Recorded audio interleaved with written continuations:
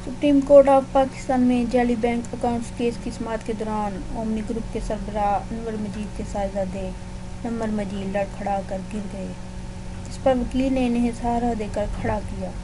तफसीलात के मुताबिक सुप्रीम कोर्ट में जाली बैंक अकाउंट्स केस की समाअत जारी है। चीफ जस्टिस साकिब निसार की सरबराही में बेंच मुकदमे की समाअत कर रहा है। ओमनी ग्रुप के अनवर मजीद के बेटे नम्र मजीद को जब रोस्टम पर बुलाया तो लड़खड़ा कर गिर गए, इस पर वकील ने इन्हें सहारा देकर खड़ा किया। नम्र मजीद की तबीयत गिरफ्तारी का अंदिया देने पर खराब हुई।